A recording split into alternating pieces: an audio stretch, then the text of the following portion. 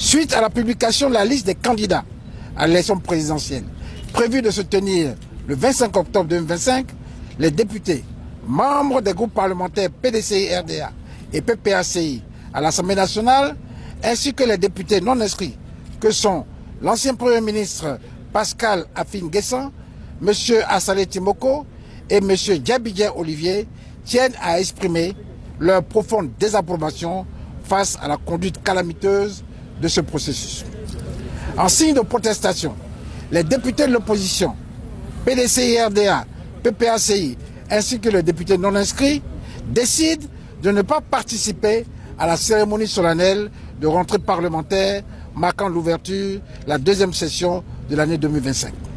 Cette décision, lourde mais impérative, vise à alerter l'opinion nationale et internationale sur le fait que le régime RHDP refuse obstinément de créer les conditions d'une paix durable et d'une indispensable cohésion sociale nécessaire à la consolidation de l'unité de notre jeune nation, la Côte d'Ivoire.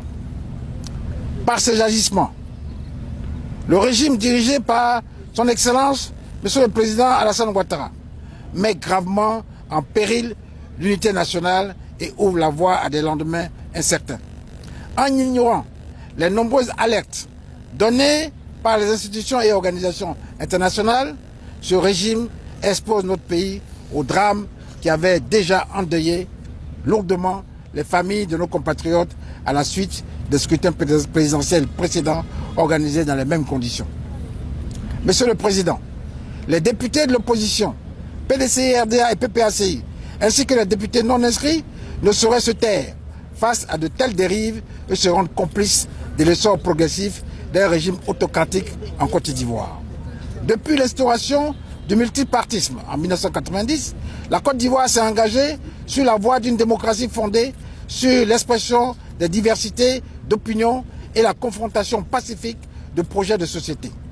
Pour rappel, l'article 55 de la Constitution de la République de Côte d'Ivoire prévoit une élection présidentielle tous les 5 ans avec un mandat renouvelable une seule fois afin de permettre au peuple souverain de choisir librement entre différents modèles de gouvernance.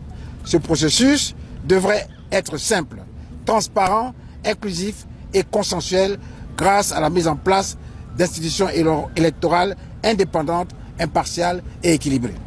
De ce fait, le député représentant du peuple demeure la clé de voûte du processus législatif. L'exécutif, dans ses missions, fait des projets de loi et conduit la gestion du pays, le tout dans le strict respect de la Constitution et des lois. Or,